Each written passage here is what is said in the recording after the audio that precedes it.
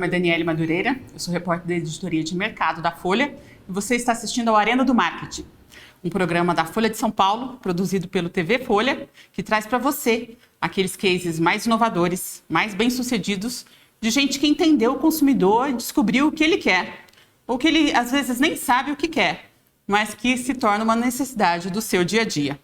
Um exemplo é a rede de lanchonetes, que oferece 2 hambúrgueres pelo preço de 1. Para explicar para a gente como o Burger King traz essas promoções tão exclusivas e sempre cheias de humor e ironia, a gente está aqui com o Igor Puga, vice-presidente de marketing da rede, a quem eu agradeço pela visita. Obrigada, Igor. Eu que agradeço, obrigado pelo convite. Igor, o Burger King tem feito, como eu disse, campanhas memoráveis, né, baseadas no humor. Mas a melhor, na minha opinião, é a do Procon São Paulo, que foi resgatar a polêmica de 2 anos atrás, quando o Burger King ofereceu um hambúrguer de costela só com aroma de costela. Sim. E agora trouxe um lanche com costela de verdade. Mas hoje, somos só gratidão. Se não fosse por você, não teríamos repensado as nossas atitudes e lançado um sanduíche de costela. O quanto é importante para a marca criar uma relação autêntica com o consumidor, baseada até no aprendizado dos próprios erros? Como é que você vê isso? O humor genuíno é o humor que a gente ri de si mesmo. Então, assim, o fato de ser uma piada sobre um erro próprio, eu acho que demonstra um caráter e uma cultura da companhia que chegou num patamar muito significativo na relação com o consumidor. Então, concordo contigo. Agora, sobre essa história de ser autêntico ou não ser, eu acho que existe uma relação transversal com relevância, né? No fundo, como é que você cria uma relação autêntica? Quando você demonstra sua vulnerabilidade. O que engaja as pessoas, o que gera empatia e o que chama atenção, mais do que você ser criativo, ser ousado, ser polêmico, é você, de alguma forma, demonstrar que, assim como qualquer outra pessoa, você tem vulnerabilidades. Acho que o gancho principal da campanha, ainda que, lógico, ela tenha um tom de voz super bem-humorado, é sobre vulnerabilidade. Ou seja, realmente, a gente foi lá, a gente errou. Então, significa que a gente é passível de erro, a gente vai falhar, a gente não vai ter vergonha do que a gente fez. A gente vai se empenhar para tentar consertar. A gente vem aqui a público falar sobre isso. Exato. E vamos levar isso de um jeito descontraído, dado que estamos num setor onde, realmente, indulgência, comida, não é um ambiente triste. Não é um ambiente de conversa muito séria. Então, mas isso não quer dizer que não somos uma empresa séria. E eu acho que, assim, ali é um exemplo bem claro, assim, de caráter corporativo, mas com um blend do tipo assim, não, ó, legal, vamos continuar aqui no nosso território de ser divertido, de ser reverente, de ser provocativo, mas mantendo a humildade de demonstrar que sim, foi um erro. E por que não? A gente está aqui e vai errar outras vezes. Então, repito, eu acho que essa história, assim, da vulnerabilidade é o que conecta as pessoas. E muito bom marcas que se demonstram vulneráveis, porque também vão se conectar com o consumidor. Não é trivial, não é fácil. A gente vem de uma escola de marketing muito anglo-saxã e americana, que é muito, assim, autorreferente. Né? Eu fiz, atributos e adjetivos, né? Muito hiperbólicos, que não fazem mais muito sentido. Né? Então, eu acho que quando... As pessoas querem mais um mundo real, parece. Exato, né? Elas querem um diálogo possível, ou seja, as pessoas, sabe, eu acho que a simplicidade e a naturalidade, elas criam uma conexão muito mais forte. Ela tem um marco importante, não só como referência de uma campanha de alimentos de fast food no Brasil, mas uma campanha que serve de referência para as outras marcas falarem assim, se deem o direito de vir a público e falarem que erraram. Acho que ela tem uma inspiração que transcende o fato da guerra de quem vende mais sanduíche, o Burger King é melhor que o concorrente, e mais no sentido que, tipo assim, olha só, tem espaço para uma marca vir a público e demonstrar todas as suas fragilidades e vulnerabilidades. Agora, a rede também vem fechando parcerias, né? Teve a promoção do galão Stanley, das meias Deadpool e Wolverine, dos lanches com catupiry e a campanha com a Lu do Magalu. Ih, errei o comercial. Ah, mas já que eu tô aqui, bora falar de promoção, né? Qual é a estratégia de associar a sua marca forte a outras marcas fortes? Isso existe desde que o mundo é mundo na história do marketing, ou seja, collabs ou produtos híbridos é um negócio que existe há muito tempo. Tem no BK. O fato é, qual a curadoria para determinar a que ponto você vai se unir e naquele exato momento... Qual o sentido, né? Qual o sentido disso? A companhia tem sido muito feliz porque ela saiu do território seguro. Qual que é o território seguro na indústria de alimentos? Uma das menções que você falou, catupiry. Poxa, jura que você vai convidar uma empresa de queijo, uma empresa de chocolate, uma empresa de bebidas? É natural essa junção, né? E é um território seguro, ou seja, estou num ambiente controlado, entendo muito desse ingrediente, consigo julgar se essa marca constrói valor. Agora, quando você vai para um negócio inóspito, exemplo, acho que Carmed seria a corda mais esticada, ainda mais num produto que você passa no lábio, cujo histórico é assim, legal, as pessoas ou têm doce ou têm cítrico e nós vamos fazer um com gosto de grelha. Realmente, aí eu acho que tem uma situação surpreendente, inusitada, que rompe paradigmas estabelecidos. Então, o que me agrada muito nas collabs é quando você sai do óbvio, né? Quando você sai do previsível, né? E aí eu acho que realmente BK tem um track record, um histórico de fazer coisas muito improváveis, né? Assim, vou dar um exemplo que você não citou, que eu acho muito rico, que é a história da collab de Barbie. Sim. Né? Que, assim, também é um negócio aparentemente pouco simples. A gente não tinha nenhum ingrediente rosa no cardápio. A gente não vendia donut. Então, assim, foi um jeito também de envelopar a loja, de conseguir fazer um mix de produtos que sequer fazia parte do histórico da nossa natureza. Então, super improvável, né? Ainda que o filme Barbie tenha sido destinado para adultos e não para crianças, né? Que seria mais óbvio, pensar que fosse uma associação com um brinquedo e tal. Eu acho que foi brilhante, né? Também é uma coragem assim, excessiva de um filme que sai da caixinha, um filme que lida com o feminismo, que obrigou a gente a ter mudanças profundas no nosso cardápio para ser coerente, ou seja, né? O filme, a natureza do filme, o DNA do filme não conversava com hambúrguer e mesmo assim a gente achou que era válida essa relação. A gente teve, nas lojas com ativação específica, a gente teve problema de fila, de produtos esgotados, ou seja, existe uma paixão que transcende, né, nessas marcas. Stanley também foi um caos, assim, né, você tem pessoas... Todo mundo queria, ou seja... Então, assim, tem até alguns efeitos colaterais operacionais, né, é bom mencionar. E aí acaba faltando produto. Exato, isso é importante. Do mesmo jeito que eu falei assim, você coerente com o que eu disse, é uma vulnerabilidade. Não adianta ficar contando também que essas collabs só são 1000 maravilhas, porque constroem, né, a quatro mãos. Chama tanta atenção que aí... Mas elas geram sequelas, ou seja, às vezes a gente tem lojas com esgotamento de produto, a gente tem filas excessivas que não existiam. Então, assim, é legal, é super legal, mas às vezes tem um dimensionamento tão sobrenatural que a gente cria sequelas, né? Tudo bem, elas são bem-vindas, mas assim, faz parte do sucesso. Mas é bom lembrar que é um sucesso que às vezes repele, tem uma repulsa.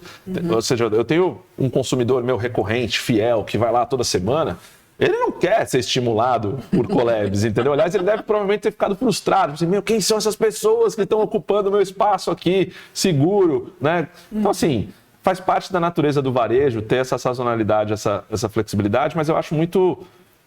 importante contar para as pessoas, né? E demonstrar que, assim, nem todos os cases são 1000 maravilhas, ou seja, toda história tem duas faces. É muito legal, constrói.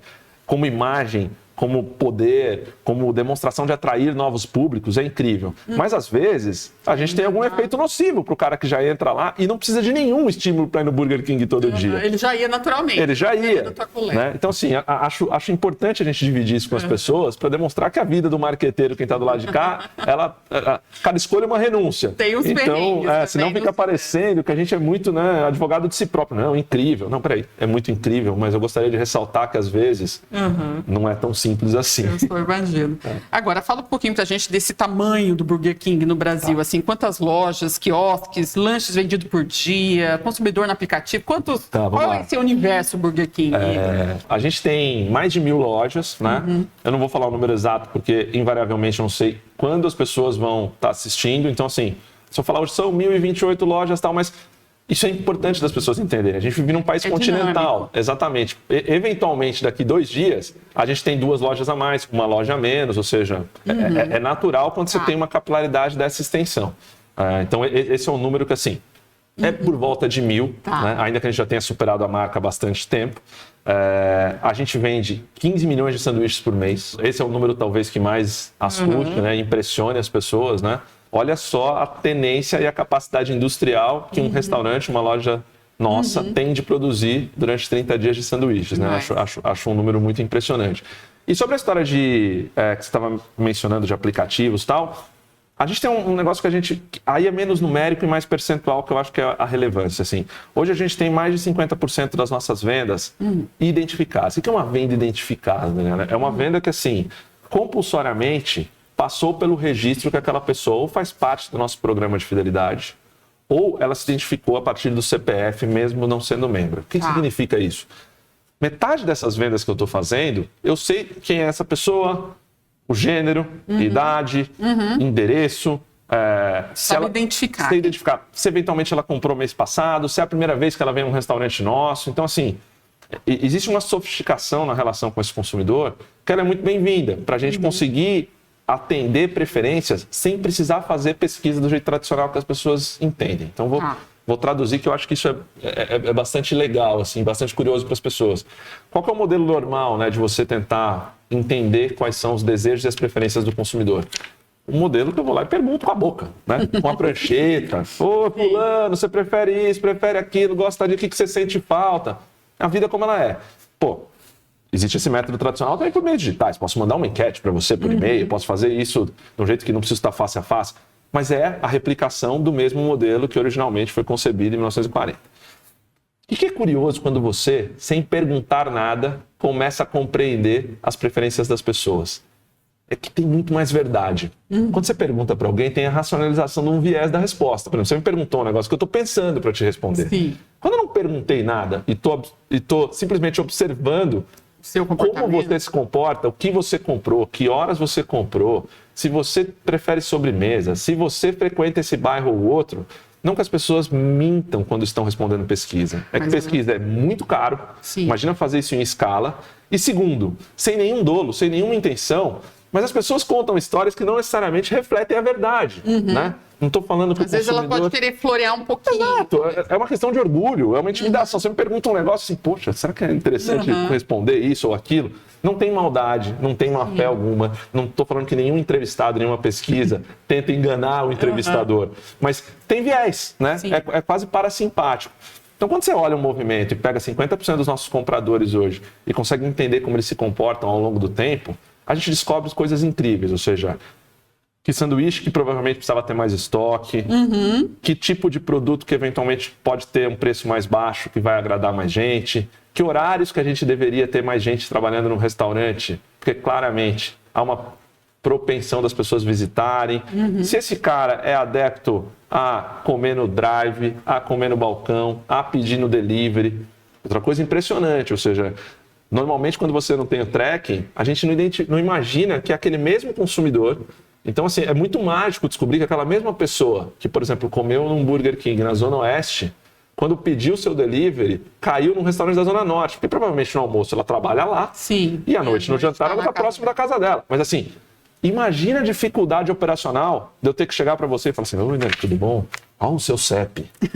E o CEP do seu trabalho. É muito invasivo. Sim. Então, assim, que bom que a gente consegue descobrir essas coisas, né? Sem ser amostral. Uma maneira super dinâmica. Super dinâmica, invisível, discreta, né? E muito mais conclusiva, porque não tem margem de erro. Né? Nós estamos falando com compras de verdade, pessoas que existem. Eu não preciso extrapolar, chamar um estatístico e falar assim, legal, essas 1.300 pessoas que a gente entrevistou representam o universo dos habitantes da cidade de São Paulo.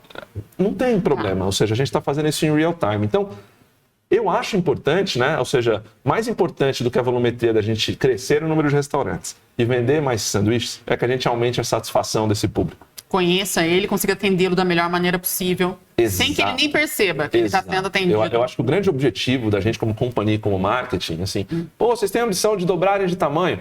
Eu acho que a gente consegue dobrar de faturamento, dobrar de tamanho, sem a necessidade de necessariamente ampliar o número de restaurantes ou ter uma meta agressiva de venda de sanduíches. Quanto mais eu compreender, mais entender a metade dos clientes que eu já identifico, a chance deles retornarem e serem mais felizes e aumentarem a recorrência já é suficiente para a gente crescer naturalmente em 2 dígitos todo ano. Né? E eu acho que é um desenho muito mais inteligente. Né? Ou seja, antes de você ficar prospectando novos consumidores, trate bem o seu, cuide do seu, fidelize o seu, até porque ele, num médio prazo, vira o seu próprio agente de divulgação. Sim. Não tem nada em propaganda, em comunicação, com mais credibilidade, mais conversão, do que um testemunho verdadeiro de um cliente seu. Então, assim, a gente pode fazer campanhas lindas, igual você mencionou, a gente pode ser super efetivo, tá? Mas a verdade é, o testemunho verdadeiro de alguém que teve uma experiência e conta para amigos, familiares, vale muito mais. Por isso que eu acho que a grande perspectiva de fazer marketing bem feito, lógico, você tem que ter um mínimo de escala. Eu estou contando isso porque eu sou um privilegiado. Trabalho numa companhia que tem 1.000 lojas e 15 milhões de sanduíches vendidos por mês. Óbvio, se você é muito pequenininho, esse processo é muito lento. Mas quando você tem um porte desse, eu acho que olhar para dentro é infinitamente mais importante do que olhar para fora. Né?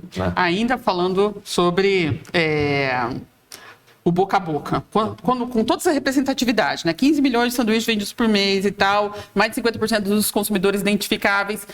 Deve ser bem complicado ver uma mensagem chegando no Instagram do Burger King falando que o lanche do delivery chegou frio. Que é uma coisa muito particular, mas tem a ver com essa experiência do cliente que você estava falando. Perfeito. Enfim, como é que funciona o controle de qualidade da rede, ainda mais considerando que tem muitas franquias, né? É um sistema de franquias. Claro. E aí, vou te contar com toda a transparência do mundo. Eu acho que o reflexo positivo de você ter as reclamações é o caráter de respondê-las. Então, assim, eu acho que o mais importante é que eu não fico preocupado com o desenho de, nossa, quantas reclamações tivemos hoje nas redes sociais. E sim, quantas reclamações tivemos nas redes sociais não foram respondidas. Esse é um problema. Isso porque vocês é fazem muito questão ruim. de responder todo. Responde. E assim, porque a insistência... O que é prestar serviço? Né? Prestar serviço é estar apto a ouvir reclamação. Eu acho que faz parte da situação. É mais importante eu estar de braços abertos para ter um feedback, mesmo que seja muito negativo, do que necessariamente eu tentar abafar ou ficar feliz porque não tem reclamações. O que eu acho do ponto de vista prático, né, como profissional de marketing? Quando você tem alguém que vem até você para reclamar, é porque esse cliente gosta de você. A pior coisa é quando você é ignorado. Se a experiência foi traumática a ponto do tipo, não quero nunca mais comer esse produto, nunca mais quero voltar nesse restaurante, esse cara não vai perder o tempo dele reclamando nas redes sociais. Quando ele vai lá, eu entendo toda a reclamação de forma construtiva. Ou seja, o lance chegou frio e ele se manifestou, é porque, poxa, no próximo pedido dele, ele quer que chegue quente. Ele não desistiu da gente enquanto marca, sabe? Se ele teve um problema, alguma situação, seja qual for, no atendimento num restaurante, ele registrou lá, poxa, não gostei do atendimento, demorou muito. Pô, legal, ele quer melhorar. Ou seja, então assim, eu acho uma bênção quando a gente tem um volume enorme de reclamações, porque é um jeito, da gente aprender a custo baixo, e segundo, que a gente não perdeu esses clientes. Isso é igual relacionamento, assim. Cara, enquanto você tem um relacionamento que você fica discutindo com seu companheiro e sua companheira, legal. Tem uma hora que alguém vira as costas e vai embora. Aí, cara, então assim, enquanto tiver que ter DR, é ótimo. Ou seja, tem uma oportunidade na mesa. Agora, quando alguém cansou de falar e discutir, aí a gente tem um problema. Então assim, eu prefiro barulhos em redes sociais, mesmo que sejam barulhos de reclamações, do que silêncio em redes sociais. Aí eu acho que é um sintoma, é um falso sintoma de que está tudo bem. Ou seja, ainda mais num país nosso, quando as pessoas falam mesmo. Ou seja, se de fato não tem ninguém falando lá, aí nós temos um problema. Sim. Não é que os nossos clientes são satisfeitos, é que nossos restaurantes estão vazios. Então, assim, eu não vejo com maus olhos, acho que essa história é uma questão de disciplina e de cultura. Ou seja, quem trabalha com serviço, quem tem manualidade, né? Por exemplo, uma coisa super importante, né? Você perguntou dos números. A gente tem 16 mil colaboradores. 16 mil. Então, assim, imagina trabalhar numa companhia que tem que entregar um produto que tem padrão, só que tem 16 mil pessoas montando o seu sanduíche. Então, assim, é óbvio que vai ter falha, é óbvio que vai ter dificuldade, é óbvio que às vezes não vai estar na temperatura certa, é óbvio que vai ter erro no pedido. Ou seja, você vai pedir, eu vou entregar o sanduíche errado. É comum. Agora, o que eu acho que estabelece uma relação justa e honesta é se eu não tiver vergonha de assumir meu erro. Então, assim, eu acho que fazer isso com constância é muito mais relevante de tentar parecer perfeito e não errar. E essa questão do delivery e do aplicativo, assim, o quanto o consumidor está indo mais para isso? Porque a gente sabe que na pandemia, claro, todo mundo foi para o delivery, mas agora, né, nesses últimos anos, com a retomada, o pessoal voltou mais para as lojas, vocês veem a demanda mais equilibrada? Realmente, assim, é muito fora da curva, é um desvio que aconteceu na pandemia, né? Então, assim, acho que espero que a gente não tenha precedente semelhante para a gente lembrar dessa situação. Então, realmente, tem uma distorção maluca, né? Quase um monopólio do delivery e depois, né, gradativamente do drive, porque as pessoas começaram a sair na rua, mas também não queriam ficar publicamente umas com as outras, né? O que eu acho que aconteceu é que nós não voltamos e nunca mais voltaremos aos patamares anteriores de uso do delivery, né? Eu acho que o que foi importante, e aí para o setor e para a indústria como um todo, é o fato de muitas pessoas compulsoriamente terem que usar o delivery, mesmo que não tivessem hábito, que não tivessem intenção, fidelizou muita gente, né? Então, assim, o que acontece hoje é A gente tem um desenho mais equilibrado? Sim, a gente tem um desenho mais equilibrado, mas um equilibrado muito distante do que era pré-pandemia. O volume de entregas em casa foi exponencial. A gente teve uma retração natural, porque as pessoas voltaram a ter uma relação socializarem na rua, mas nunca voltou às combinações de participação que existiam pré-pandemia. Então, assim, acho que foi muito relevante essa mudança. A loja voltou, mas não voltou tanto. A loja volta, ela tem patamares de venda robustos, mas claramente com clientes novos. E é por isso que é importante identificar e ter o tracking de quem é o cliente. Ou seja, então, olhar o número de venda, às vezes não reflete exatamente um comportamento de consumo das pessoas. Ou seja, as vendas foram recuperadas com novos compradores e não com aqueles anteriores, porque realmente eles migraram ou para o drive ou para o delivery e ali ficaram. Então, assim, essas são as coisas, as benesses da tecnologia que a gente não percebe, que é essa história que eu te falei, de por que é importante ter um programa de fidelização, por que o Clube BK é tão importante. Ele é importante para ele dar recompensa para as pessoas? Claro. Ele é importante porque é um jeito de eu manter contato com esse consumidor diariamente, se eu quiser? Claro. Mas o mais importante é isso, ou seja, eu perceber que assim, peraí, eu não perdi você como cliente. Não é porque você nunca mais visitou essa minha loja que você parou de comprar meu produto. Deixa eu ficar tranquilo, agora você pede. É mais fácil um cliente novo chegar pela loja do que pelo aplicativo, do que pelo delivery? Para a gente, sim. Hoje é mais fácil e é mais comum a adesão de clientes novos nas lojas. Né? Não estou fazendo distinção de drive ou de balcão do que por delivery. Mas por quê? A sua pergunta é muito boa. Porque a infestação da população brasileira inteira no delivery foi tamanha que dificilmente alguém não experimentou, entendeu? E quem de alguma forma viu aquele serviço com valor agregado ficou. Mas assim, o grupo de pessoas que provavelmente na população brasileira não entraram no Burger King loja é infinitamente maior do que pessoas que não usaram aplicativos de delivery. Até porque o mercado é muito concentrado, né? Ou seja, a gente tem uma concentração de mercado nos deliveries. Então assim, é óbvio que é mais fácil ter as pessoas conhecendo sua marca por ali. E como virou uma situação única num período longo de tempo, de um ano, realmente, hoje as oportunidades de a gente conseguir trazer um consumidor novo via loja são muito maiores do que via delivery. Clube BK, você falou, os cupons se tornaram uma febre, né? Nas lojas a gente vê todo mundo ali abrindo o aplicativo, né? Pegando, resgatando seu cupom. O quanto que essa cuponagem, o quanto que o Clube BK é importante, é relevante nas vendas de vocês? Para a gente é super importante. A gente tem 2 cupons, né? É legal você comentar. No Clube BK, a gente tem um modelo de cuponagem digital, que nada mais é que um aplicativo que gradativamente te oferece descontos, baseado na data, no horário, no seu perfil, mas a gente também tem cuponagem física. E eu acho importante mencionar essa história, porque a gente fica aqui numa ode ao digital, à digitalização, ao aplicativo, ao Clube BK, mas o mundo de papel sobrevive, e ele é muito relevante no fast food. Então, assim, se a gente, inclusive, fosse ponderar, a gente tem um percentual muito significativo de trocas de cupom na folhinha que a gente distribui. Mesmo? Sim, é bastante alto. Eu acho que tem 2 perfis de consumidor, né? Principalmente para quem tem 1000 restaurantes como a gente, né? Você tem um cara que está numa conveniência, que não é um cliente, ele não saiu de casa falando assim, estou indo ao Burger King. Ele está ali, ele precisa comer. O cara que está na praça de alimentação do shopping.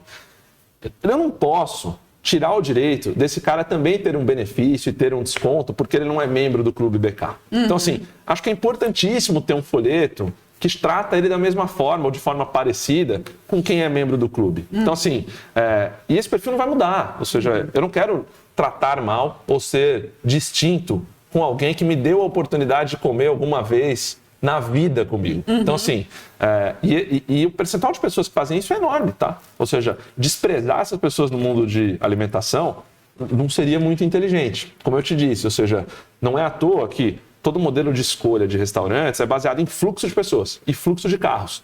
Por que eu escolho colocar um restaurante no lugar que tem fluxo de pessoas? Porque tem muita gente que não está saindo de casa, saindo do trabalho para ir lá, e sim, ainda mais a gente que vende fast food. Ou seja, qual que é o benefício de você servir comida muito rápida? É justamente servir pessoas que não necessariamente estão em trânsito. E aí, quem está em trânsito, poxa, não é necessariamente o cara que quer ser membro do meu clube, baixar um aplicativo, pegar o código de barra. É um cara que, entrei aqui, que legal que você tem para me oferecer. Olha só, tem esse cupom aqui com essas promoções.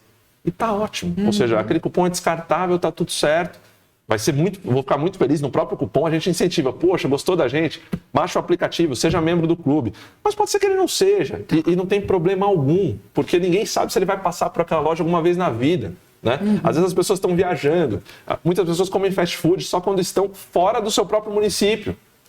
É mesmo? É bastante comum, ou seja, é uma questão de indulgência. Então, assim, poxa, como eu tô de férias, como eu tô fora de casa, vou comer um negócio diferente, porque eu vou sair do meu hábito, da minha rotina. E aí essa pessoa tem opção também. Essa pessoa tem uma relação diferente com o momento decisório ali, né? Dá pra gente dizer quem é o público do Burger King hoje? Assim, o que eu quero dizer, se tem diferenças em relação ao público de outras redes de fast food? Você vê isso? Se eu tiver que desenhar uma persona, quem é o consumidor médio do Burger King, eu posso te dizer, mas eu não quero dizer, porque por um motivo bem simples.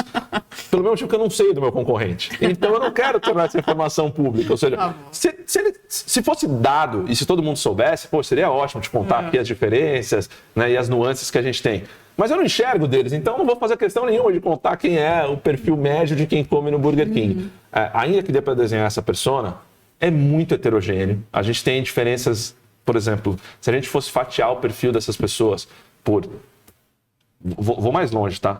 Drive, delivery, lojas de rua e shopping centers, já é um zoológico. É mesmo? Super diferente de um canal para outro. Super diferente. Se a gente vai em horários, então, ou seja, quem é a pessoa que consome aquilo na hora do almoço? E pessoas que consomem no período noturno. E na madrugada, assim, é inacreditável, é inconcebível. Você fala assim, não é possível que essas pessoas consumam e comprem esse mesmo produto, porque elas são muito diferentes entre si. Então, dada a escala, não é assim, vender 15 milhões de sanduíches implica em agradar gregos e troianos. Né? Então, assim, mais do que, como é que é esse perfil? É entender a diversidade que existe nas pessoas, né? E o jeito que eu estou te contando é isso. Por exemplo, te garanto que, assim, não há nenhum grau de sobreposição em todos esses exemplos que eu te contei. É mesmo? Nada bate. Tem que encontrar ali o ponto em comum em todos. Exato. Campanhas. Difícil. Não é fácil, não. Eu não posso deixar você ir embora sem fazer uma pergunta, né, polêmica. A trinca, hambúrguer, batata frita, refrigerante, é junk food? Eu acho essa pergunta ótima. Por quê? Não por nada, porque eu acho que ela dá uma oportunidade gigante, né? E eu acho que esse mérito é um mérito de uma companhia que há bons 3 anos atrás, foi a primeira companhia de fast food, de junk food, vou até falar assim, sem nenhum pudor, que prezou por delistar é retirar do cardápio ingredientes com conservantes, com estabilizantes, com colorante, assim, e esse é um dado público. E a gente se orgulha tanto disso, a gente é homologado publicamente por isso, a ponto de eu ter a liberdade de colocar isso na comunicação, nas campanhas. Ou seja, quer comer um sanduíche 100% com ingredientes naturais? Como um sanduíche do Burger King.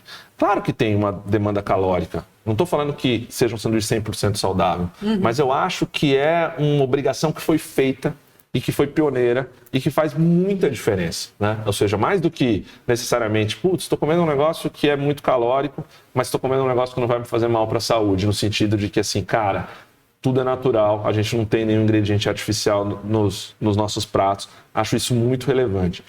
A gente precisa também se dar o direito, às vezes, de comer algumas coisas que deixam a gente feliz. Então, assim, e aí estou fazendo um testemunho como pai mesmo. Né? Compreendo, entendo, talvez não faça sentido com recorrência, com tanta frequência, mas a gente fala tanto de saúde, mas a gente deveria falar também de saúde mental. Ou seja, não dá para ser tão restritivo. Né? O tempo inteiro, né? Não era possível. Então, assim, vou dar um exemplo para mostrar como, de fato, essa pauta, às vezes, ela tem pesos e medidas distintos. Então, assim, alguém se incomoda de ir ao cinema e comer um balde de pipoca com manteiga? Não, porque é da natureza da experiência. Deve ser horroroso. A quantidade calórica que tem numa manteiga, num balde desse tamanho de pipoca, se você for parar para pensar do ponto de vista racional, você fala, isso aqui não é inadequado, as crianças comendo isso. Mas, gente, pelo amor de Deus, ou seja, a compensação do eventual mal que isso faça clinicamente para as pessoas versus o benefício mental, psicológico daquelas pessoas que estão se divertindo é enorme. Então, assim, eu ainda acho que a gente tem que entender que para parcelas muito significativas da população, poder ir a um fast food é o único momento de entretenimento, prazer e alegria daquela pessoa. Né? Então, assim, olhar de um lugar privilegiado como formador de opinião, de uma bolha elitista, e falar assim, olha ali, junk food. Mas peraí, cara. Aquilo ali tem um papel social que transcende a alimentação para um grupo da maioria da população de países como o nosso. Então, assim, isso não inibe o fato de a gente ter preocupações. Claro. Mas eu acho que esse ponto de vista, tem que ser levado em conta. precisa ser levado em conta. Né? Eu acho que é um jeito da gente interpretar e olhar com mais carinho para essa situação. Bacana. Igor, muito obrigada pela sua entrevista. Prazer ter você aqui hoje. Espero que você mantenha a gente sempre informado sobre as novidades, as campanhas irreverentes. Vai ser um prazer. Obrigado. Obrigada. Muito obrigada pela sua audiência. Continue acompanhando as notícias da Folha no canal no YouTube. Até mais.